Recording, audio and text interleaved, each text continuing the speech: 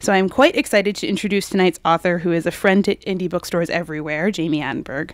She's the author of several novels and short story collections, as well as many essays that I hope one day will be all bound together because they're great. 2012's The Middlestein was an Indie Next pick, a finalist for the LA Times Book Award, and in my opinion, far more importantly, a giant staff favorite here at Politics and Prose. Tonight's book, St. Mazie, brings to life the story of the Queen of the Bowery, Mazie Phillips-Gordon, from her best to her hardest times. Through the moments in the book, they may cover a wide range of times and experiences, but Attenberg's light touch never falls prey to heavy-handedness, and instead sweeps the reader into Mazie and her compatriots' world. Please join me in welcoming, and if you've got one, raising a glass to Jami Attenberg. Hi. So I'm just going to tell you a little bit about Mazie herself. Hi. Oh, now I cannot read what I was going to read. Damn it. You guys were going to get something dirty, but it's not happening now.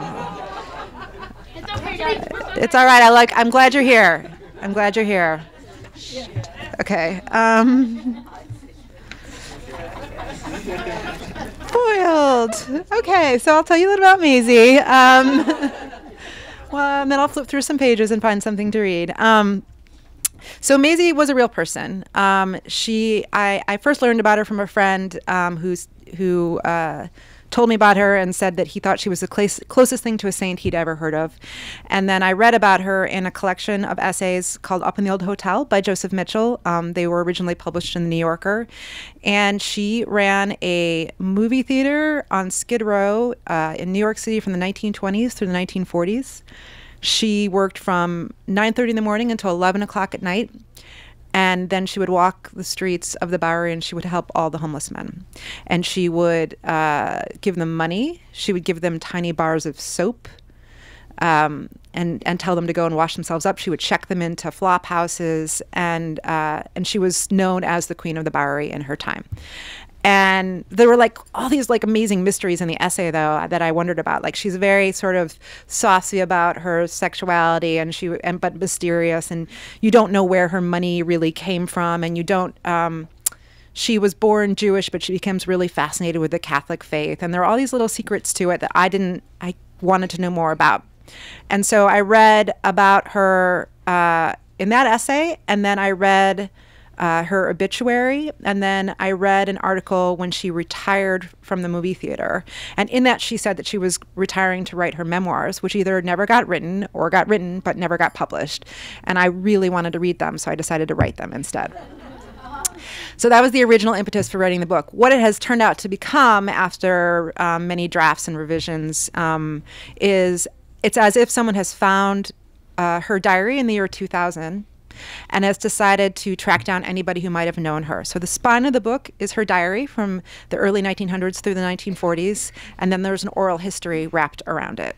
And you get to see people who knew her, her neighbor who knew her, who was 100 years old in the book, and the great-granddaughter of somebody who worked in the movie theater with her. So it's all these little textures and layers to the book as well. So I'm just going to read a little bit. Let me just find it really quickly. Just know that she does have sex at some point in the book. I'll just read a little bit from the diary here and there. This is, and so I guess the other thing you should know about her, in real life she had a sister named Rosie, who's described as sort of sad-eyed in the original essay, and that's all I knew about her. And that sort of was enough to go on for me to create a character. And she was married to a man named Louis, who was a great gambler in his time. And then she had a sister named Jeannie, who was an acrobatic dancer. She becomes an acrobatic dancer at some point. But this is Mazie in her teen years. And this is Mazie's diary, May 12th, 1916. I dug you out of my closet so I could scream at the top of my lungs without anyone hearing. Rosie doesn't understand what it's like to love the streets. She doesn't see the shimmering cobblestones in the moonlight. She just wonders why the city won't put in another street lamp already. She doesn't see floozies trying to sweet-talk their customers, earning every nickel they get, working working as hard as the rest of us. She just sees crime. She doesn't see the nuns and the Chinamen and the sailors and barkeeps, the whole world full of such different people. It's just crowds to her blocking her way. She sees a taxi whisking by and she thinks, what's the hurry? And I think, where's the party? This is what I want to tell her. There's a party. Mazie's diary, June 1st, 1916. All the girls I know have a fella except for me, but why would I want just one person loving me when I can have three? Mazie's diary, June 14th, 1916. I sat on the front stairs before I went home. I knew what was coming. Oh boy, did I know. I could be standing across the East River and know when that woman opens her mouth. So I waited for a minute. I wanted to see the daylight hit the stairs. I like watching it spread across the street and then the sidewalk. I smoked. I closed my eyes. I let the sun hit me. The sun's some kind of gift. Another day we're all alive. I wish she could understand. I'm just happy to be alive. She was asleep on the couch when I came in, tucked into a quilt. When she's quiet, she looks like a girl again with that pudge around her chin. Louis was in the kitchen like always. He had a plate of hot eggs and leftover steak in front of him. He was peppering the steak. He just gave me a nod. He wants nothing to do with the arguing. Poor Louis. He'd give us every cent he has just to keep the peace. I stumbled into my room. I knocked into a wall. All right, I was drunk, I guess. So it was my fault I woke her up. My fault, my fault. Everything's my fault. A minute passed, then there's Rosie in my room. Didn't even knock, just walked right in. Started talking about the neighbors knowing too much, worrying about them being in Louis's business. Nobody wants anybody's nose in anything. I couldn't argue, so I didn't. I just shushed her for Jeannie's sake. But then Jeannie was up. She had slept in one of her ballerina outfits again. No one could sleep, so then I was into the kitchen with all of us. Rosie got back on the couch, stuffed in her quilt. I braided Jeannie's hair while Louis made us eggs. Jeannie told us jokes and made us laugh. Louis went to work, and I did the dishes while Rosie stared at me from the couch. She looked mean. Rosie said, one day that door won't be open. I told her I'd crawl through the window. I told her she'd never get rid of me. So this is sort of Mazie's origin story. When I was learning about her, I thought she was kind of a superhero. You know how you always know how Spider-Man got his mask or Superman got his cape? I was really interested in how Mazie became this person who walked the streets. She was described as wearing a big floppy hat and dangling. I always wear these bracelets now when I'm doing readings for her, and a cane, a walking stick, and so you sort of see that throughout the book, that like how she gets all of these little parts of her costume, of her hero costume, and sort of how she was a teen. I want to find just one more little segment I'm going to read. So, you can see she was kind of a trouble girl, party girl, having a good time, walking the streets in the early 1900s. And at some point, Rosie and Louis have had it because she's been having a little bit too much fun. And this is what happens. Mazie's diary, January 22nd, 1918. I was gone all day and all night. No candy shop, no track, just the streets and the bars and the men and the women and the whiskey and the beer and the smokes and the snuff. Nothing but these things and then more of these things and then bed. Mazie's diary, January 24th, 1918. When I woke up this afternoon, I went into the kitchen and Rosie was sitting at the table with Louis. Maybe the fever broke, I was thinking. I looked in her eyes and they seemed clear, but my eyes were hazy, so what did I know? I couldn't trust what I saw for nothing. She sounded clear, though. She said, I've tried everything with you. Louis, you know I'm right. He didn't want no part of it, I thought, but he nodded. He was pressing his fork against his eggs. She said, something's got to change. You know I'm right, too, Mazie. I felt bad about interrupting his eggs. Louis loves his eggs. He said, here's the thing. At last, the big man speaks. He said it's a favor more than anything else. Favor is a word I can't refuse when it comes to Louis, and he knows it. He's taken care of us forever, and he didn't have to. He waited to say that word. He waited till he couldn't wait anymore, kept the favor in his pocket, but he's got more than a few in there. He said, Rosie's been sick, and I've been needing help down at the theater. He put down his fork, and then he took Rosie's hand. Or did she take his? I couldn't tell. They were propping each other up now. That's what it meant. That's how that works when you're together with someone. I get it, even if I don't have it. He told me he wanted me to work the ticket booth, that it was true that the hours were long, but it was important work to him. He had put a lot of money into the theater. He said, you're good with numbers. There's money coming in and out all day, and I need someone I can trust there. There's sticky fingers all over the city. You know that. He told me it would be just for a little while, and when I asked how long, he told me he didn't know, and I don't think it was lying. It wasn't exactly a lie. I said, it's a cage, and you know it. You're putting me in prison. He said, tell me what I ever ask you for. Rosie said, he gives you everything. I could not argue with either of them about anything. I know they were right. They had me cornered. Finally, Rosie had me. I said, death is upon me. They laughed at me like chickens. Rosie said, "It's good that you're funny. It's good that you find things so funny. You'll be needing that sense of humor." But I wasn't kidding around. That ticket booth all day, hours and hours, the whole world going on around me. I'm going to miss everything. The world will pass me by. I will grow old and then die in that cage. Maisie's diary, February 1st, 1918. Today was my first day at the ticket booth in the theater. Glass cage is more like it. Prisoners would complain if it were their cell. That's how small it is. A chicken would squawk if it were his coop. I said a dead man would complain if he knew this was his coffin. Rosie was moving things around lightning quick. A lockbox, a roll of tickets, a tin can full of sharpened pencils. She slapped a notebook on the counter. She said, "Then I guess you'd better rest in peace." She stepped outside of it and ushered me inside. I bruised my hip on the countertop, squeezing in there. That countertop had already marked me for life. I flopped down on the swivel chair and spun myself slowly around. There was just enough room for that. There was a heater in one corner, already blowing it like it had been waiting for me all along. A clock ticking off the minutes before 9 in the morning. A calendar on the wall. 1 month gone. February lay blank. Life was going to happen all around me. The truth of the moment struck me. I started to tear up like a stupid baby girl. Rosie said, "Oh, you poor thing, putting in a hard day's work." I said, "It ain't that. I'm not afraid of work." She knew I was telling the truth. I'd always done what Louis had asked me to do. I said, "It's just that I'll be all alone in here and everyone else will be out there." I suppose I was being a little dramatic, and I flung my arms out. Of course, they bumped right up against the window, only proving my point further. Rosie started laughing at me, and it just sounded so good to hear her laughing. I almost didn't care what she was going to say. Even if she was teasing me, I was happy to hear her laugh. She said, "Mazie, there's one thing you'll never feel in this job, and that's alone." She squeezed in next to me and showed me my tasks, how I'd keep track of how many tickets I started with in the morning and how many I ended with in the evening. She taught me the combination to the lock. She slid open a small drawer underneath the countertop. Inside was a flask. She looked at me and shrugged. She said, "It does help move the day along." I said, "Well, well." Then it was 10 all of a sudden, and there was a line of people building up in front of the theater. She said, "Don't let anyone give you any trouble." She left me with a small paper sack, lunch for the day. I settled myself.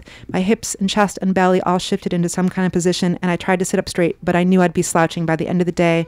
The train rumbled on by over my head again, a thundercloud rolling through. I couldn't even hear myself think, but what was there to think about anyway? It was just me in the line. Rosie was still standing there off to the side, watching everything. She was smiling so hard I thought her face would split in two, straight down the middle, 2 cheeks floating off in the sky. She had rearranged me. I was a movable part to her, and now I was in this cage.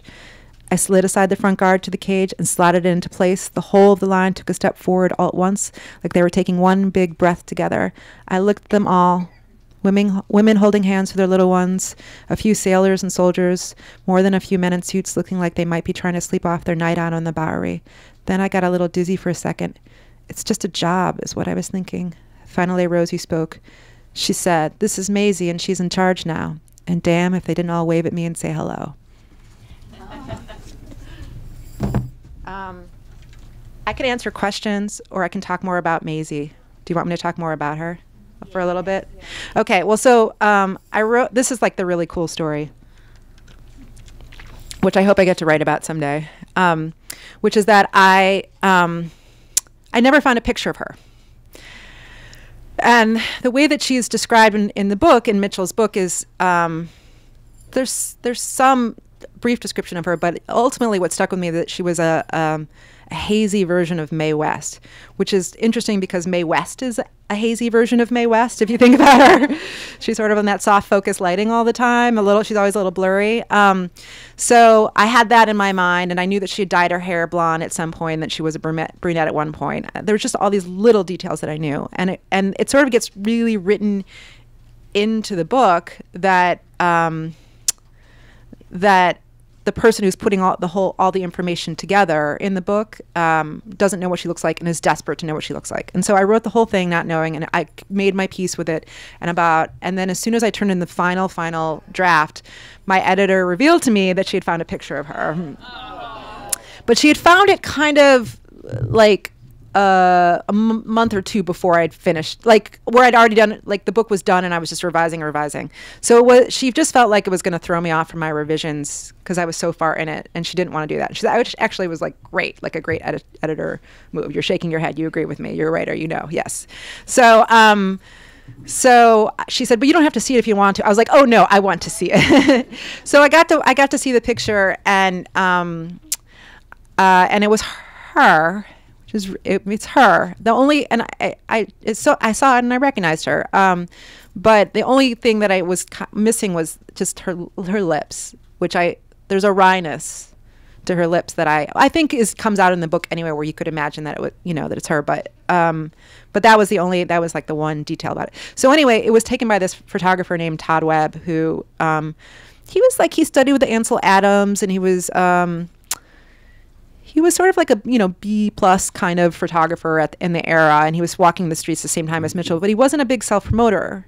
And he just kind of would have shows, and then he would travel and move and things like that. And the executor of his estate had posted that picture online, and I got in touch with her. And she got back to me a week later and said, there's an 80-year-old man who just contacted me, and he was looking for a picture of her too. And he knew her. And I had never found anybody who knew her either. So I got to talk to him on the phone, which was really great. And I got to ask him questions about her where I didn't really learn too much that I didn't already know about her. He sounded very much like a character in the book. He was really amazing. He was like, she had a heart as big as herself, And he was, I've been waiting for someone to write about. He's the first thing he said was, I can't believe it took someone this long to write a book about her. And that was a year ago. And it was, so June 8th, which was Tuesday, was the 51st anniversary of her death. And we talked a year ago, right around the 50th anniversary of her death. And we were sitting there just chatting and kind of gossiping about her, I think. And I was like, I had known her, which obviously I never did. And that he'd seen her last week. I mean, she felt so familiar and important to him. And there were other people since who have sort of popped up who knew her and emailed me and things like that. But they all were really, just really, they treasured her and thought she was really unique, special person. And I just feel like she was the right person for me to write about. Like, she just has continuously shown up in various times. So I just feel like this is a good way to introduce her to the world, even though it's a fictional version of her. Everything in this book is made up. People read the book and they think, oh, well, at least the little excerpts of her memoir are from a real memoir, but none of it's from anything that, I mean, there's lines, there's little details here and there that I took from the Mitchell essay, but it's all made up. It's all fiction, which was its own challenge in itself, to sort of free myself from the responsibility of knowing, wanting to know what the real information was, and then just realizing that it didn't really matter as long as I was writing what was true to her essence.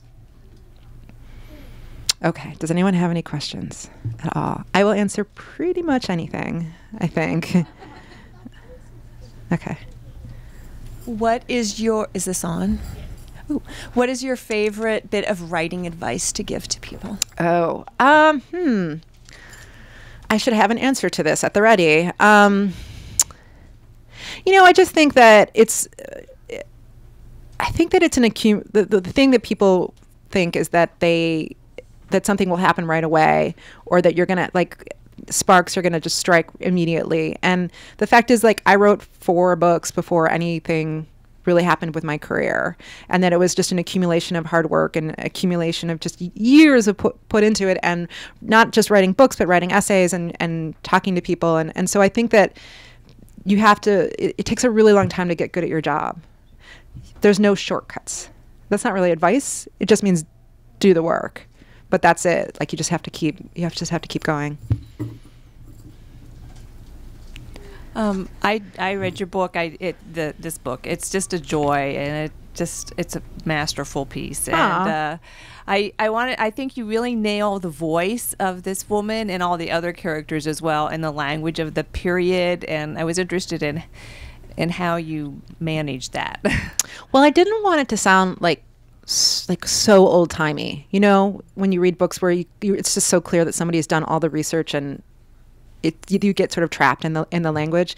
So some things that I did were, I read books that were set in the era. I watched films. I watched documentaries. And basically what I would do is every time a word sounded interesting, I would write it down, and sort of rhythmic to it.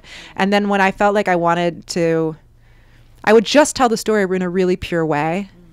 like I didn't have any of that. And then I would sort of go back in and feel, and when I felt like the story or the page or the sentence needed like a little sort like authentic kind of moment, then I would put it in there. But it was really kind of a weaving sort of thing. And then, but all the typical things that you do where you read books and watch movies. And the one thing that I did that is not really about the dialogue, but there was this amazing website, I think it's like Princeton University put it out, where it was just sounds of the era, which was really cool because they really put you in the room. And they had some video footage as well in it, but it was just like listening to the way the subway sounded then, and listening. There was something that I wrote into the book. There's a Chinatown scene, the Chinese New Year scene, and that actually came from watching a Chinese New Year parade through Chinatown. I thought, oh, she works right in like really so close to Chinatown, like kind of right next door, literally. So I realized that I needed it once I was watching it. So there's so much there on the internet, and I walked the streets too. Like I walked around there, but yeah, reading, listening. Thanks. Thank you. That was a long answer. Took me a long time. I get to talk for a little while. Yeah, it's your due. I was just thinking about the sort of creative license of writing a novel about something instead of writing a biography, and that it does really read like somebody's memoir, and the voice does seem so true. But I was thinking back to when Lily King was here for Euphoria, which is about Margaret Mead, right? But yes, and she said at some point she just had to just be like, and my story is. She had to kind of tell herself, my story is the true story of this person, even though she was directly.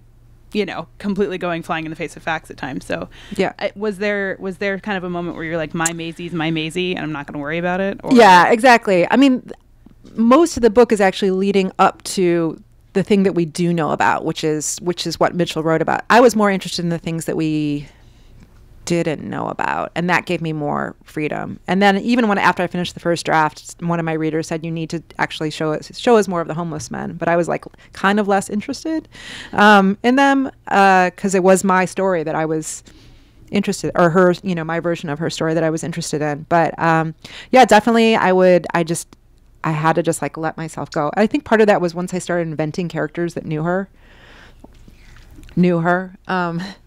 It became more freeing for me. Hi. I did send you a message that I would be the A blank blank with the 3 kids. I didn't see it. I'm wondering where you stretched, grew, struggled the most as a writer with this piece. Where did you really push? I definitely coming up with a structure. That was really the hardest part for me because it was. What I sold it as was 80 pages of a memoir, and I really thought that was what I was going to write. And then I walked away from it for 3 months because the Middlesteins came out in the middle of it, and so I had to go on tour and stuff like that. And then when I came back, I was really banging my head on the wall because it just didn't feel fresh to me to have it be a memoir. She was writing in the 1960s about the 1920s, like it was too far removed. And then once I came up with that, but it took me a really long time to figure it out. But once I came up with that, I thought, oh, now everything's easy. Well, of course, then it gets harder because you have, but I think the structure and the pacing was the most difficult part for me. The voices were not as hard, but because I think that's my strong suit as characters. Yeah. Thanks. You're not an A dash dash. Your children are lovely. Anybody else? Yeah.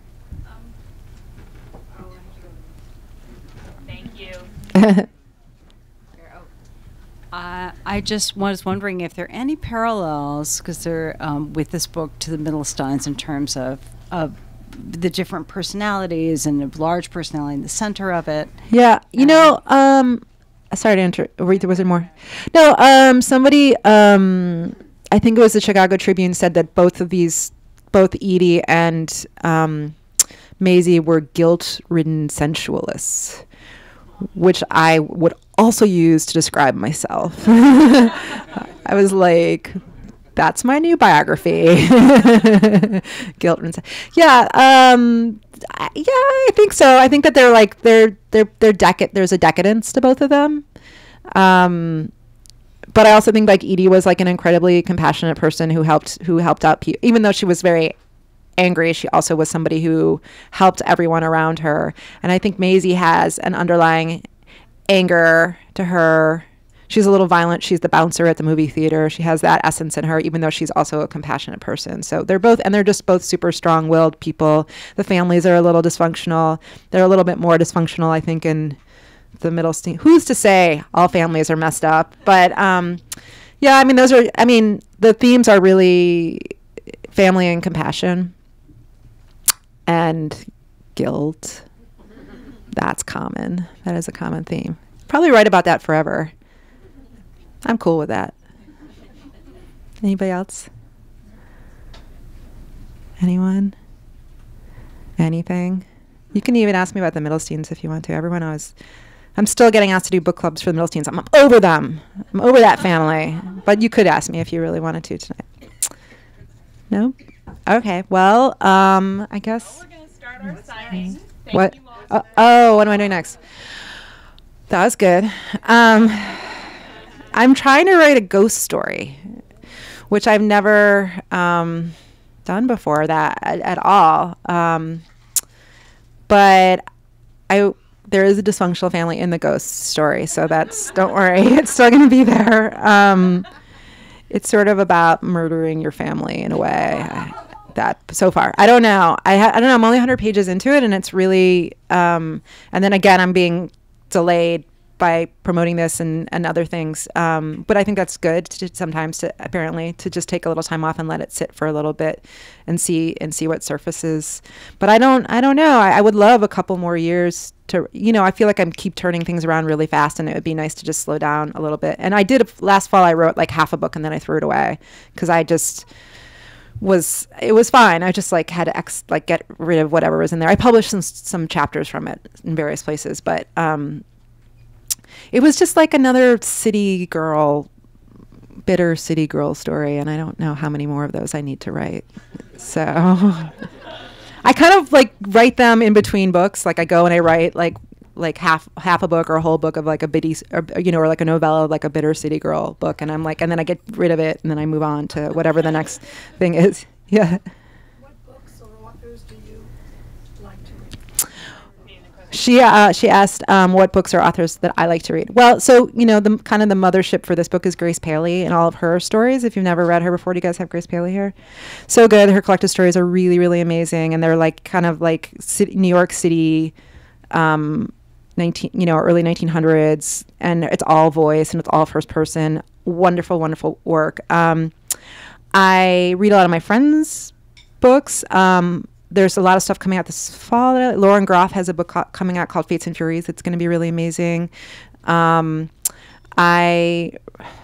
just feel like I've been reading like poetry lately, because kind of just to like straighten my head out, because so much of what I've been doing is like sometimes when you read novels, you end up just being really critical of them, and if you're a writer. And so when I read poetry, it's just all about the language, and that's it. So that's really nice. So I'm Maggie Nelson. I've been reading Maggie.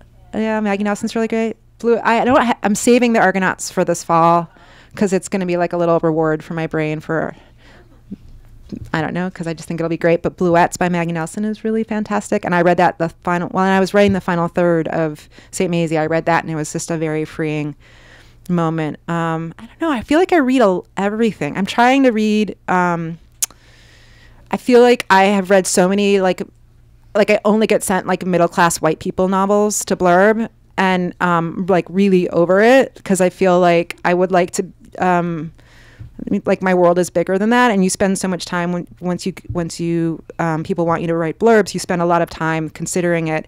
So I'm hoping, like, I'm kind of working to like have like more diverse authors in my life, because it's just I just feel like it's a trap, and then it impacts what you write, and the publishing industry has a problem with diversity. So I think that it's really important that if you have any kind of voice or role in the publishing community, that you should be thinking about that and reacting to that. So I'm working on it. I feel like I'm always working on it. You never get to just be.